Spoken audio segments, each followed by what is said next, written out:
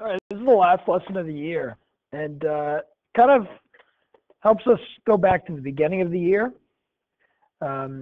It's a way to review limits, and it's an alternate approach to evaluate tough limits.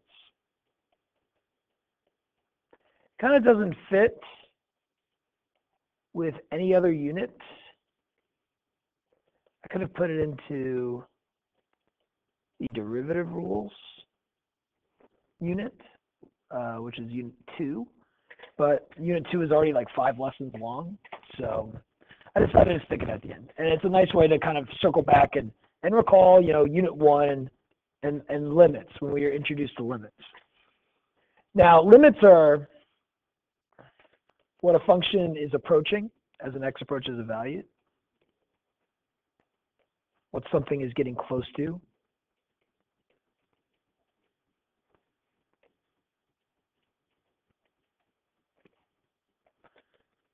It's the building block of calculus. It's how we talk about tangent slopes.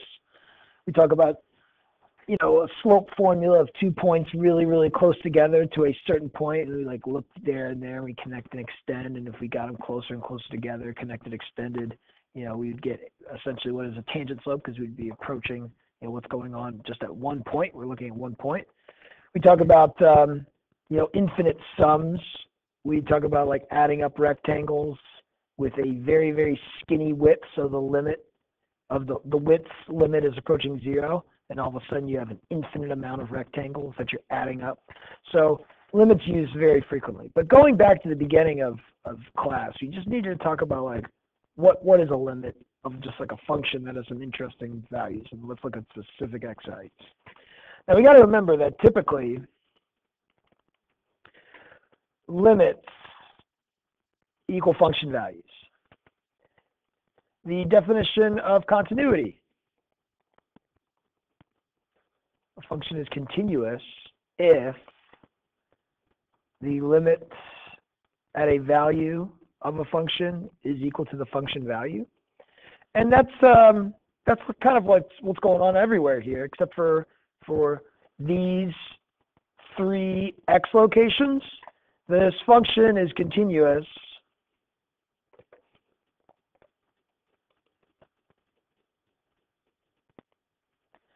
for all x's except -4, 1, and 6.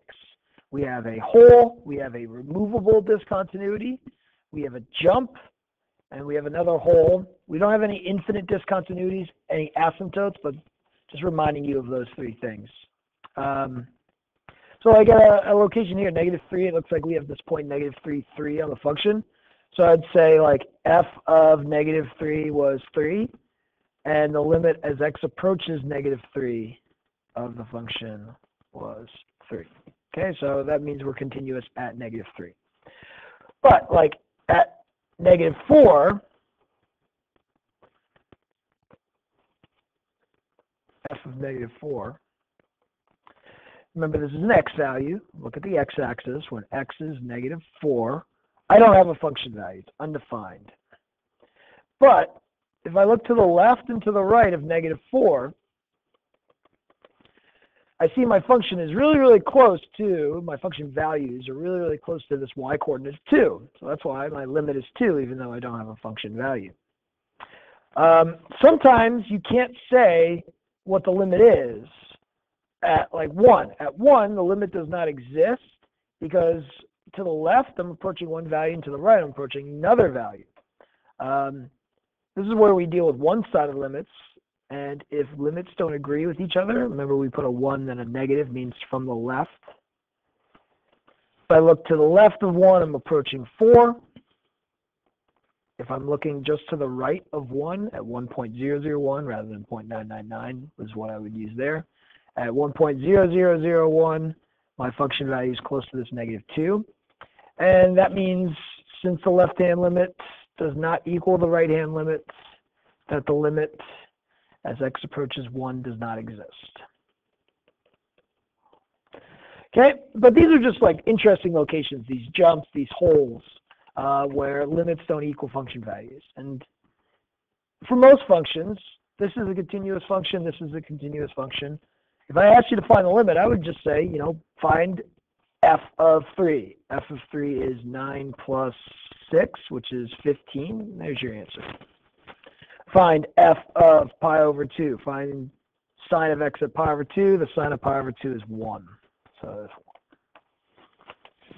All right, but most questions we're going to see, AP style questions, we'll have situations where you're not given a graph, you're given a function. Actually, a lot of questions you'll be given the graph. But you're given a function like this, and if you plugged in 3, you get 0 over 0.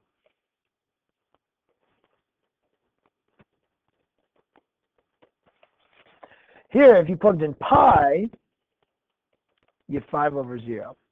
Now, we should remember that if you see a 0 over 0, that's an indication of a hole or a removable discontinuity, which means this exists. Just like a situation here, if you have a hole, you still have a limit. We're still approaching the location of the hole. We just have to find the location. So this is going to be some number. I got to figure out that number. You see a number over 0, that's an indication of a vertical asymptote. We remember if we are having numbers divided by things that are getting infinitely smaller and smaller and smaller, whether it's negative or positive, that this is going to be approaching an infinity, a positive or negative infinity. So if you see a number over 0, that's typically an indication of a vertical asymptote or an infinite discontinuity.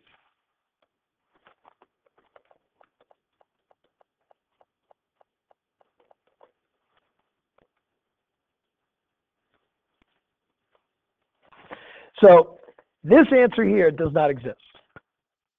This answer here exists. There is a number. Now we remember that to find locations of the holes, we could simplify things algebraically and create a new function that kind of removes that removable discontinuity. And after we remove that removable discontinuity, we can plug in 3 and we see the answer is 6. So that's great. I can find this algebraically. But the ones we are going to be looking at, we are going to see when plugging in 0, finding this f of 0, that I get 0 over 0, but then I don't know how to simplify this algebraically. I don't know how to simplify this algebraically. I have no clue what's going on here. And I get 0 over 0. This one, 0 over 0. So we know that these limits do exist. They're going to be equal to numbers. Don't say does not exist. There's always going to be an option for a limit question that says does not exist. And rarely, though sometimes, they don't exist. Mostly they do, and we have to just find the value. Okay? We could do some of those algebraically, but there's another way that I want to teach you that is actually going to be the way that we will find most limits. Okay?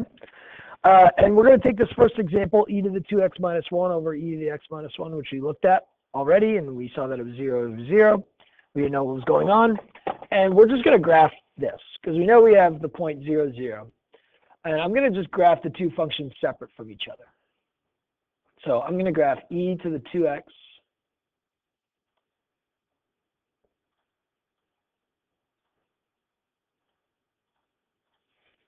and e to the x minus 1.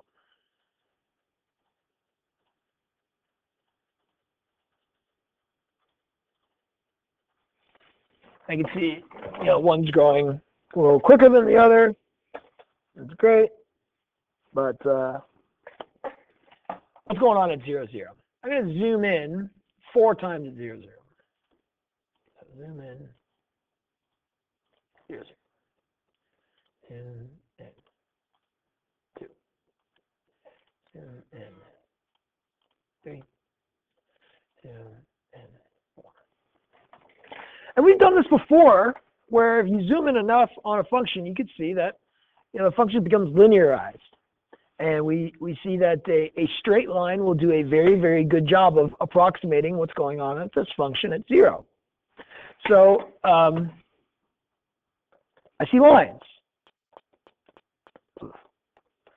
Linearization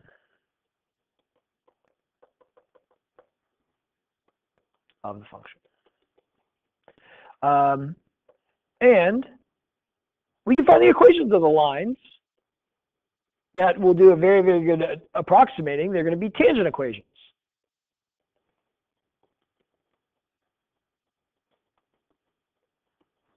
So how do you find a tangent line equation? Well, we need the points and we need slopes.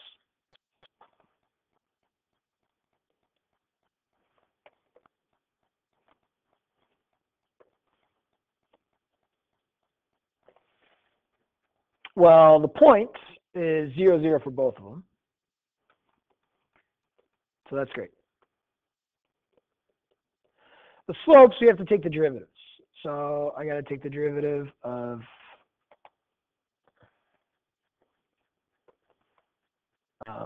e to the 2x minus 1. I got to find this at 0. And then I need to find the tangent slope of e to the x minus 1 at 0. So let's not use our calculators. We know how to do this. It's a chain rule. E to the 2x is an outside and inside. Let's recall the chain rule. Outside is e to the power. The inside is 2x. So I have e to the power times 2. So e to the 2x times 2. And here e to the x is derivative of e to the x. If I plug in 0, I get the slope of 2. If I plug in 0, I get a slope of 1. So this would be for my first function, y minus 0 equals 2x to x minus 0. Pop this over. So y minus 0, y minus 0 equals 2, x minus 0. So that's y equals 2x. And this is y minus 0 equals 1, x minus 0. And this is 1x. And we say, oh, well, like if I'm using these lines, that's a lot easier to deal with, right? These x's can cancel, and I just end up with 2. And that's pretty much what we're going to be doing here. And we're not going to be finding tangent lines, though we could, and that would help us. But instead, this guy called L'Hopital, you can write it like this, or you can write it like this. It's French, I believe. And we say L'Hopital. He said, if you have some function that you're trying to find the limit of, let's say this is h of x, this is g of x, this random function, it's a quotient. And when you try to find the value, you get 0 over 0, or what we'll see is if you get infinity over infinity. You don't have to look at the functions per se, you're going to look at the tangent lines. And in specific, not just the tangent lines, but the tangent slopes. You can say this is actually equal to the limit of the derivatives. And to evaluate this limit, you would just find h prime of a and g prime of a. Now notice, it is not the derivative of this entire function. This is not the quotient rule. It's different. It is the derivative of the top and the derivative of the bottom separate from each other. Recall the quotient rule. Recall the quotient rule. The derivative of h over g is h prime g minus g prime h all over g squared, right? That's not this. This is different. And when you get a number, boom, you're done. Hooray. Now, there will be some situations where we're going to get 0 over 0, and we'll talk about that in a second. So let's do the previous example, like this one. We know this answer ends up being, what did it end up? 6. Watch how we can do it a different way. First, we try to plug in 3, and we get 0 over 0. Okay? That's an indication that we can use L'Hopital's rule. So I'm just going to write the LH saying I'm using L'Hopital's rule. And I'm going to say, okay, I'm going to find the limit of the derivatives. So I'm going to take the derivative of the top and the derivative of the bottom. Now it's 2x minus 0, right? The derivative of 9 is 0. The derivative of 3 is 0. So I get 2x over 1. I can now plug in 3, and I get 6. Boom. That's the same answer. Now this one we know is 2. But watch how we'll kind of go about it a different way. Rather than looking at equations of tangent lines and worrying about points and slopes, and we didn't worry about points or slopes here, we just worried about slopes. We plug in 0, we realize we get 0 over 0. Instead, we will take derivatives, use L'Hopital's rule. We'll find the limit as x approaches 0 of the derivative of the top, derivative of the bottom. Don't have to worry about the ones. If I plug in 0, that's another way to get 2. Now, these other ones I did not know how to do.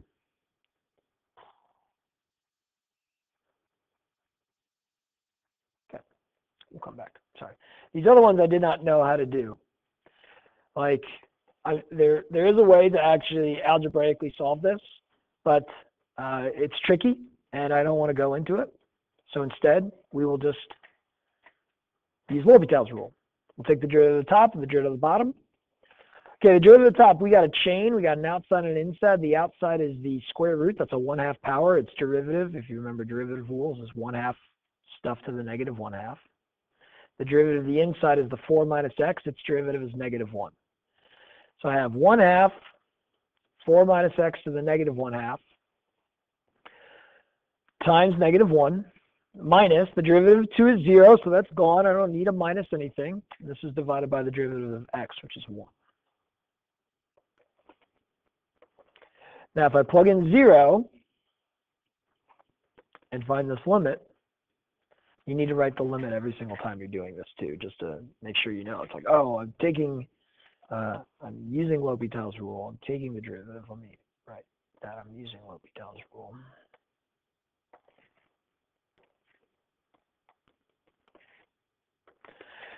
And I plug in 0, I get 1/2. It'll be negative 1 over 2. This ends up being in a denominator. It will be the square root of 4 in a denominator, which is going to be 2. So this ends up being negative 1/4. Now, what's cool is that we could actually graph, these previous equations and kind of see that answer. So let's zoom standard and let's go ahead and, not graph them separately, but now let's just like look at this entire function and see that the whole exists, and then let's see that the whole's location is negative 1/4 at 0. So let's graph the entire function, the square root of 4 minus x minus 2, all divided by x. Not a great looking function. Like, you can use zoom fit sometimes, it helps, but yeah, that's nice. So this is kind of what it looks like close to 0, I guess, with a very extreme y. And I can see at 0, here's 0, I have a hole. You can see that I'm approaching a value to the left and to the right of 0, and we can see just looking at trace that I'm getting very close to negative 0.25. It's negative 1/4. Well, to do a better job of figuring this out, we could look very, very close to 0, like just to the right, and you can see negative 0.25 is what we're close to. You can look just to the left of 0 by going just like very, very close to the left of 0, and you can see, there you go. There's that value that we are looking for. All right, now this is an interesting one, and we need to be careful. If I plug in 0, sine of pi over 3 minus sine of pi over 3 over 0, this is going to be 0 over 0. Okay, so this is f of 0. It means I can use L'Hopital's rule, but let's be careful. Okay, the sine of pi over 3 plus x, outside, inside. The outside is the sine. The inside is the pi over 3 plus x. The derivative of the inside is easy. It's just 1. Pi over 3 is 0. The derivative of the outside is easy as well. It's cosine. So the derivative of, I'll find this limit, the top would be cosine pi over 3 plus x times 1 minus. Now, it's very important. The sine of pi over 3 is just a number. This is like the same if I just put like e to a number, like if this was like e to the 4th. E to the 4th is just a number. E is just a number. Derivatives of constants are 0. So we got to remember that, because a lot of people will write that this is cosine pi over 3, but that's not correct. Cosine of x's derivative is or sine of x's derivative is cosine x. But that's not the situation we have here. The denominator's derivative is 1. So when I now plug in 0, I just have the cosine of pi over 3. The cosine of pi over 3 ends up being 1/2. Okay? Something like this, same deal. You get 0 over 0, you take the derivative of the top, derivative of the bottom, plug in 0. You get 2. Great. These can help us with limits at infinity in some situations. I want us to remember our limits at infinity using growth rates. So if we go back to remembering unit 1 and horizontal asymptotes, limits at infinity. Oh no.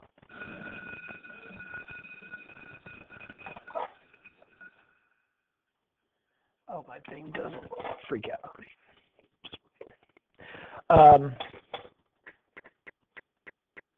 Recall, like if I am asking you to plug in very, very large numbers, we're not talking about 100, 1,000, a million. We're talking about a million zeros after 1 plugged into all of these.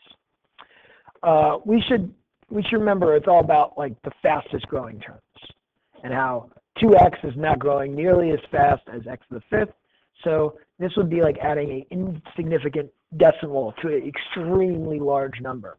Same with the +1 and down here the +1. But we need to figure out and compare x to the 5th over e to the x.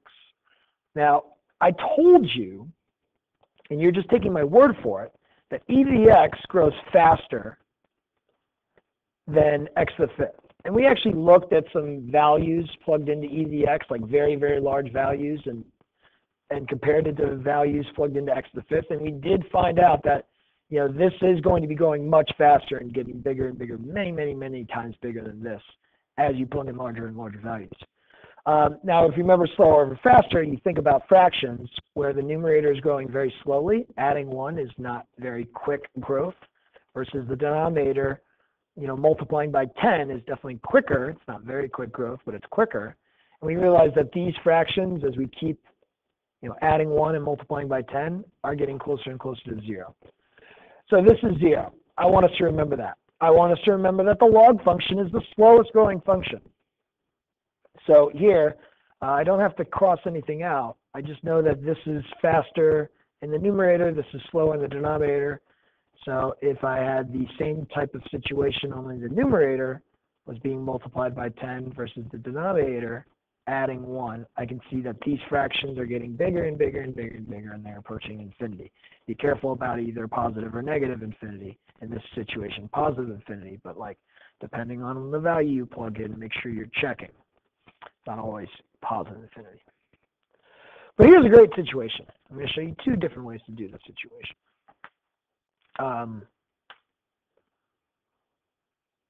Actually, for this one, no, yeah, I can do it.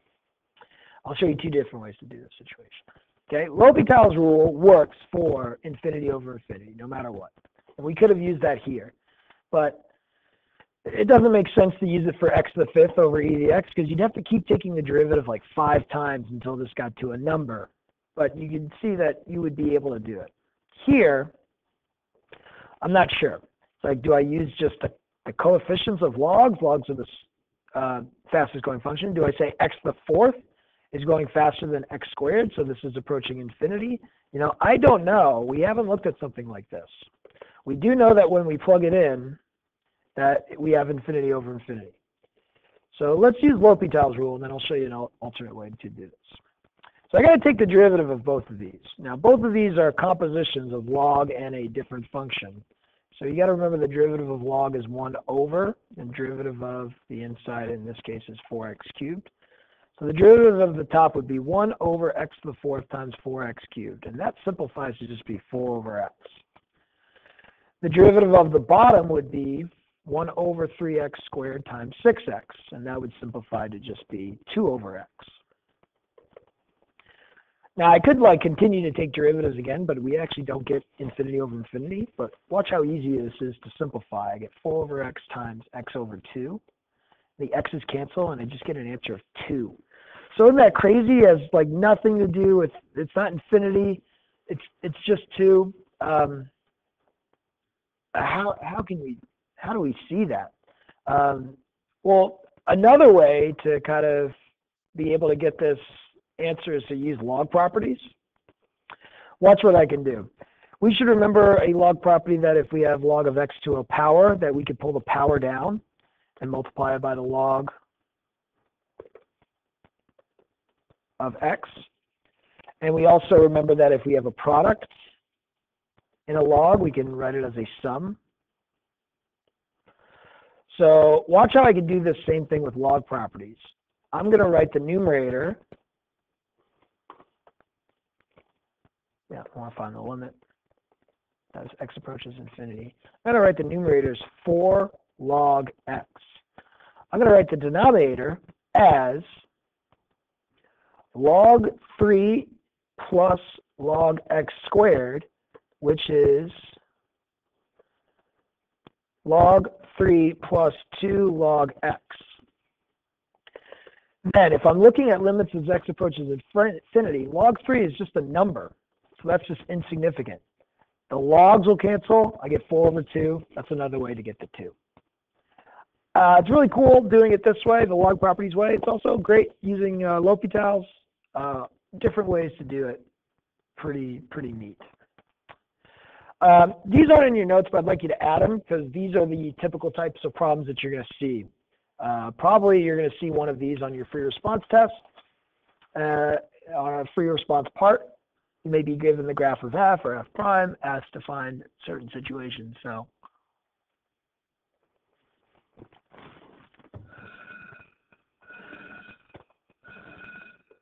this is supposed to be that. Okay. So first question is, what is the limit as x approaches 2? And this is the graph of f of x.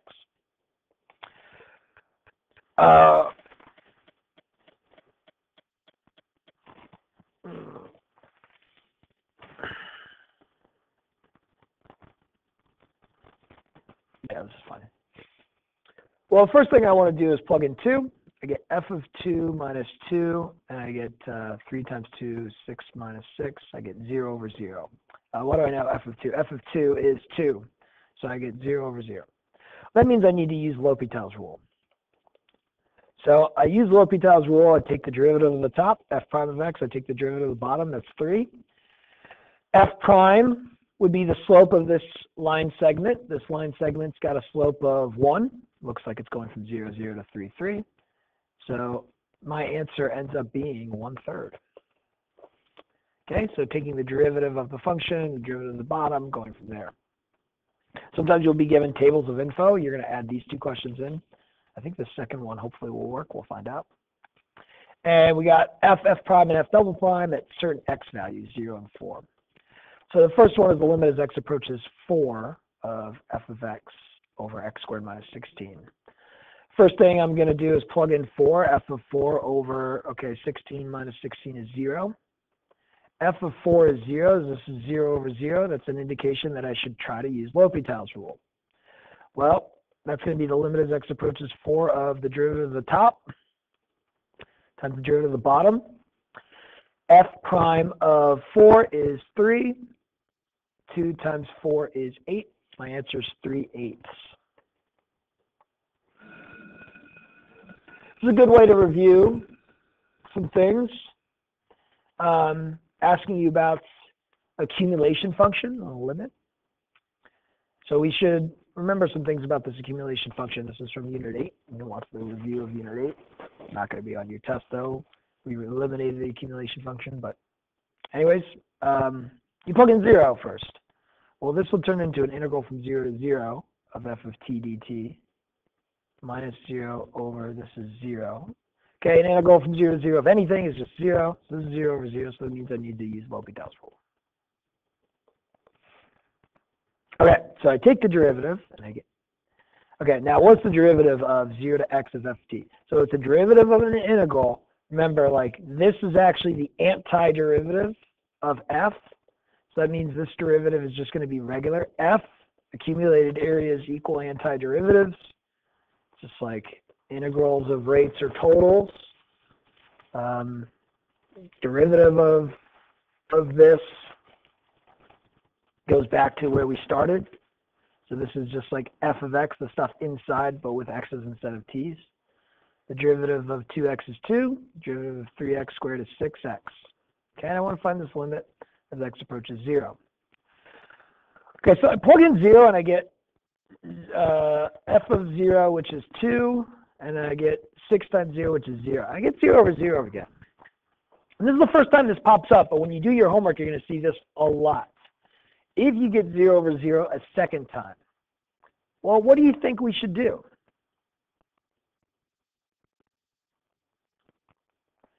If you're thinking, well, L'Hopital's rule says if you ever get 0 over 0, take the derivative. Why don't we just take the derivative again? You are correct. Go back here to this L'Hopital's rule. If you get a number, you win. If you get 0 over 0 or infinity over infinity, take the derivative again. And you can continue to take derivatives until you get something that can give you a value. So you'll go to the second derivative, h double prime or g double prime. You'll plug in a. You'll take the third derivative until you get a number. Just keep going until you end up with a number and not 0 over 0. Okay, so this is an example where I got to take the derivative again. L'Hopital's rule again, limit as x approaches 0 of f prime of x over 6. F prime of 0 is negative 4. So this is negative 4 over 6. This is negative 2/3. Now, this is a cool question I saw from a smart math guy at the University of Texas, and he wanted us to do the following. So we got y equals e to the x and y equals x to the 10th have a race to infinity. Who wins? And give a mathematical reason for the winner. So I'm just going to go ahead and graph on a standard graph e to the x and x to the 10th. And what do we notice is that x to the 10th looks like, boom, it's growing a lot faster. Okay, now when I first talked to you about growth rates, I didn't look at graphs. Okay, and there's a reason for it. And if you remembered, I told you this grows faster. So if you remembered me telling you and showing you using Wolfram, using plugging in very, very big numbers, like that wins. But if you try to look at a graph, like you really have to adjust your window a lot. Maybe you think, oh, well, let's just like look at a bigger y's. Like let's look to 10,000. It's like, well, x to the 10th is still winning. Okay, let's look to add a couple zeros. Man, like e to the x, I can't even see. I'm gonna have to add more. Yeah, look, x to the 10th is still winning. I mean, how many more zeros do we have to add? That many? No, oh, x to the 10th is still winning. Maybe I was wrong, huh? What do you think? Was Mr. Messer wrong? Oh, hold on a second. There's e to the x, there's x to the 10th. E to the x is starting to catch up. Wait, which one's which?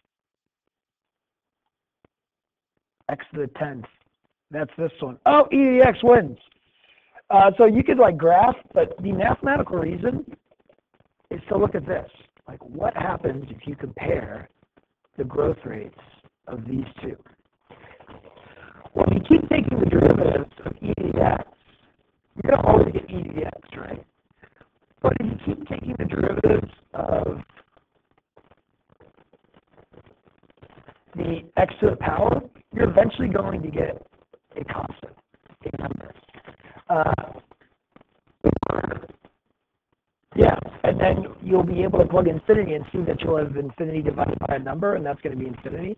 So e to the x does win, and you can talk about how L'Hopital's, the growth rates of e to the x, the rate of change of the rate of change of the rate of change is consistent versus the rate of change of the rate of change being increasing. That is one way to kind of see who wins using L'Hopital's rule. There are a couple situations where you have a limit question, but you're not talking about using L'Hopital's rule. And I bet you may see something like this on your test, which is talking about the definition of a derivative and using it. You recall, if I asked you, say, like with a function x cubed, and we're looking at the point 2, like what is the tangent slope?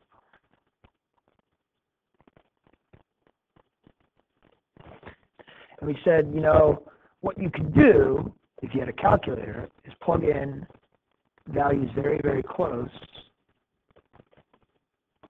and then divide it by 2x values. And this is just the slope formula, and you get a very good approximation.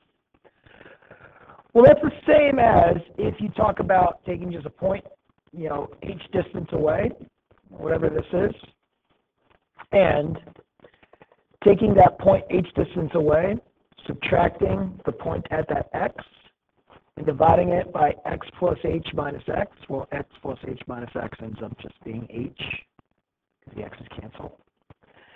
And if you take this distance and make the distance equal to 0, this is what we call a tangent slope equation. This is the definition of a derivative. This is f prime at the next value. This is how we first introduced you to derivatives, is this. We actually said that you could actually use this formula to develop f prime values, but then we realized that this formula is more useful to find derivative rules. This is where the product rule comes from, the chain rule, the quotient rule. It all comes from utilizing this formula in a general way. So there might be a situation where you're asked to like express a derivative using limit notation. And you got to know where the derivative comes from. Like, yeah, sure, you know y prime is cos x, right? But I want you to be able to say, all right, well, y prime or f prime of x can also be the limit as h approaches 0 of, let's see, what would be f of x plus h? So y of x plus h would be sine of x plus h, because I'm just replacing x with x plus h. So this is sine x plus h minus f of x is sine x over h. And this is, you know, the derivative of sine at an x value. We can do the same thing with the log function. Its derivative at an x value would be the limit as h approaches 0 of log x plus h minus log x over h. Now, this is important because, like, they throw this in here so that you know where, like, the derivative comes from. It comes from a slope formula. It's a slope formula of 2 points infinitely close together. And I just want us to, like, keep this in mind that if you see this, to not be intimidated by it. We already saw a couple examples where, like, they asked you to evaluate it, like this. What this is actually the definition of a derivative form of sine x at pi over 3. I can replace these x's with h's, and it's like, you can use L'Hopital's rule for that. But like, where does it come from is from the definition of a derivative. So this is like going way back to like introductory of derivatives, way back to limits. We need to keep in mind all of this stuff when we're preparing for our free response test. You're not going to see anything like this on your homework, but make sure you just are ready for it. You will see lots of different questions. It's a good homework. It's fairly long. There's some tricky ones, but that's it. We're going to have a take-home quiz. I'm going to probably assign it and give you guys 2 hours to do it, and or maybe like a day to do it. I don't know, half a day to do it. I don't want you guys to cheat too much. I do want you to be able to help each other out. This is differing times. But anyways, we'll be in touch about that. Thank you. Hope all is well.